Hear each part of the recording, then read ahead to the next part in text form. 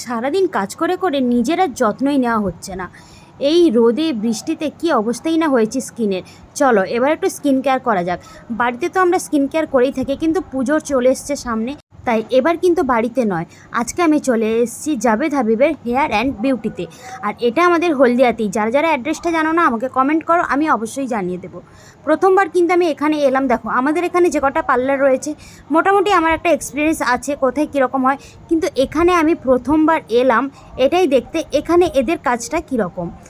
যাই হোক, তো আমি কিন্তু পার্লারে এন্টার করে গেছি, আর দেখে যেটা বুঝলাম ভালোই কিন্তু ভিড় হয়েছিল, আর যার জন্য কিন্তু বসতে হয়েছিল আমাকে।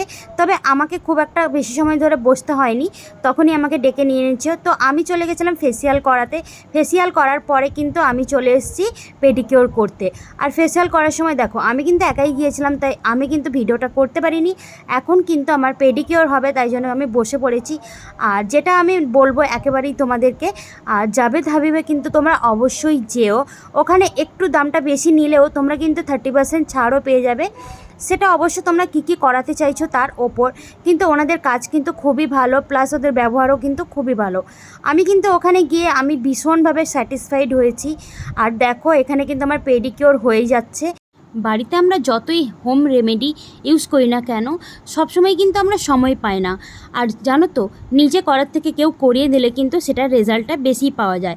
আর এখানে আমার এত আরাম লাগছিল না ওদের কাজ, প্লাস ওরা ফেসিয়াল করার সময় যে ম্যাসাজটা করে দারুণ লেগেছিল কিন্তু আমার এদের কাজগুলো।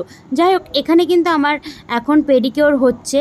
তো এরপরে আমি চলে যাবো স্পা করাতে। হ্যাঁ, তোমাদের একটা কথা না বললেই নয়, আমি কিন্তু গেছিলাম স্পা করাতে। অবশ্যই আমার খুব ইচ্ছে ছিল এখানে গিয়ে আমার একটা নতুন হেয়ারস্টাইল করার, কিন্তু যেহেতু আমি 1 মাস আগেই চুলটা কেটেছি, তাই জন্য কিন্তু এখন আর হেয়ারের কোনো কাটিং করছি না, কারণ চুলটা আরও অনেকটা ছোট হয়ে যাবে।